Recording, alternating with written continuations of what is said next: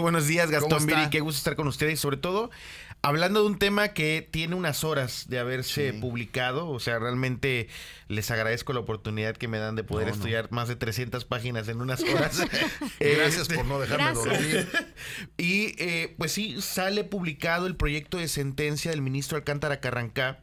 Eso es lo que leímos todos en el encabezado. Y Así pocos es. entendimos. Sí, y este proyecto de sentencia hay que recordar cómo funciona la Corte. La Corte actualmente, hasta este momento, se sigue componiendo de 11 ministros y ministras. Le toca a cada uno de ellos en la individual proponer un proyecto de sentencia que será votado por todos sus pares.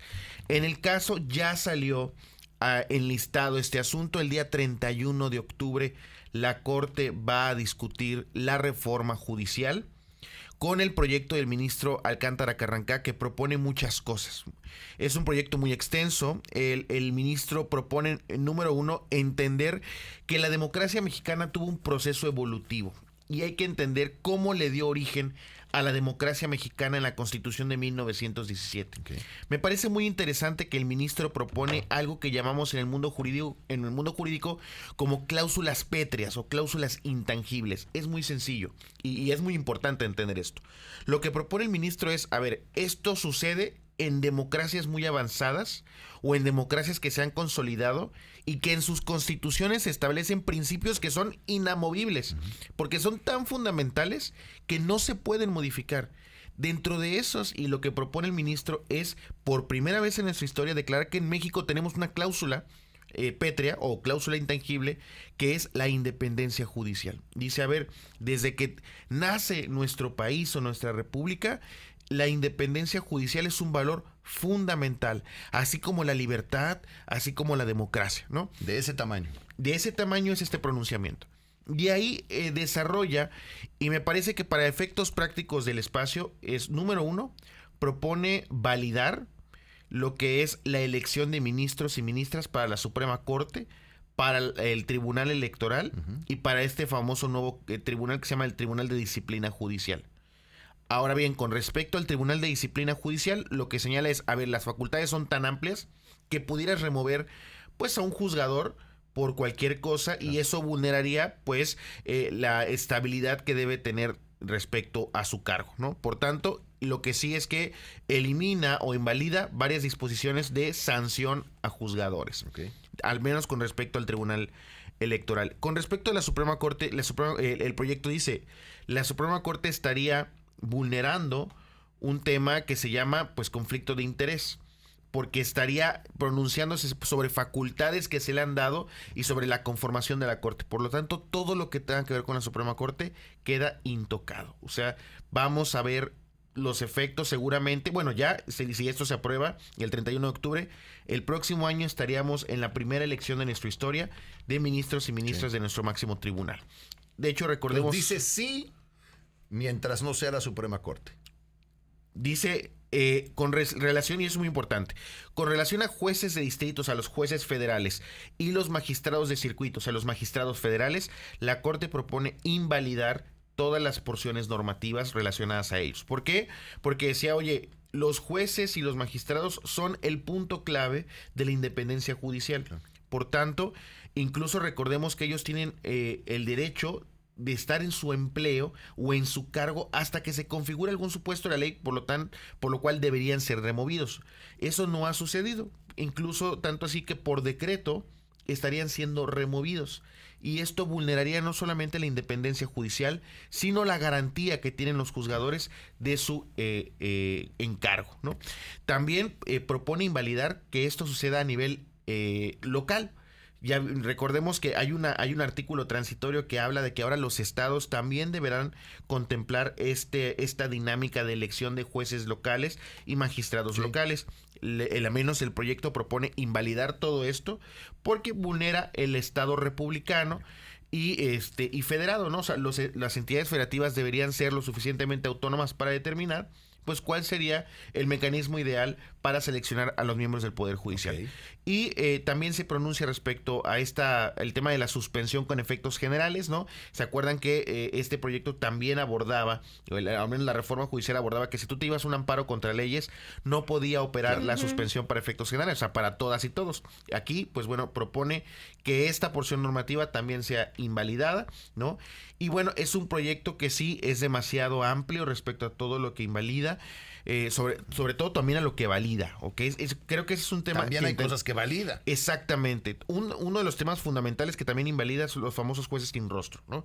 Y aquí lo único que hace la Corte es, a ver, no me voy a pronunciar con respecto a más cosas, sino que la figura de los jueces sin rostro es una figura que al menos en el sistema interamericano de derechos humanos, la Corte Interamericana ha declarado que vulnera el debido proceso, ¿no? Porque no tienes conciencia, no tienes tu certeza de quién es la persona que te está juzgando, ¿no? Entonces, pues bueno, a grandes rasgos, este proyecto propone muchas cosas y también propone validar otras tantas, ¿no? Recordemos que también el proyecto establece que era importante una reforma judicial, ¿no? Creo que el sistema de justicia en México no funcionaba como creo que todos queríamos que funcionara.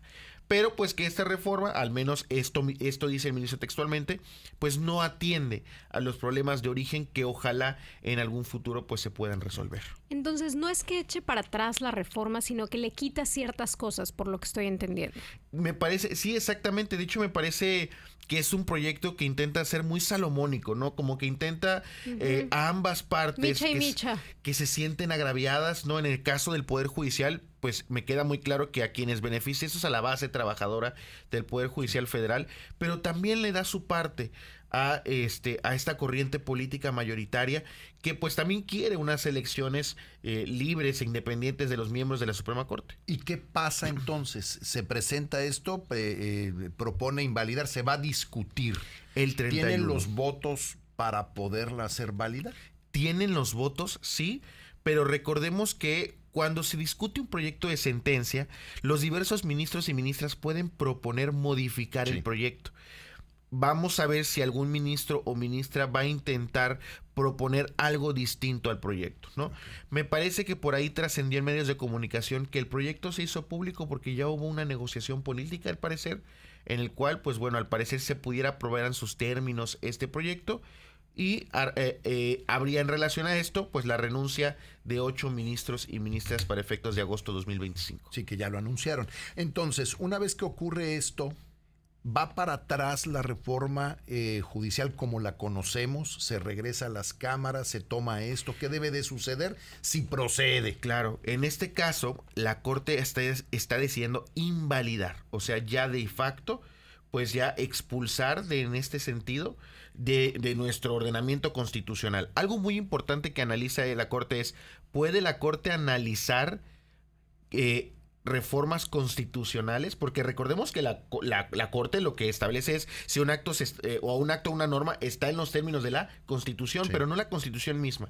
Y ahí lo que dice es, a ver, excepcionalmente sí, cuando se trastoque algún tema fundamental de nuestro país, como en este caso, o lo que dice el ministro, la independencia judicial como una cláusula pétrea, ¿no? Entonces, me parece que en términos generales el proyecto es muy interesante.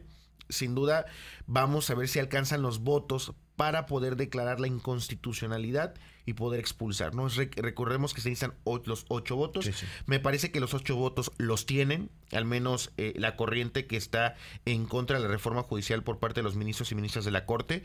Pero, pues bueno, yo creo que lo que pueden salir el día 31 de octubre son las sorpresas de propuestas de modificación. Yo creo que vamos a tener por ahí propuestas de ministros y ministras para intentar anular también lo de la propia Corte, ¿no?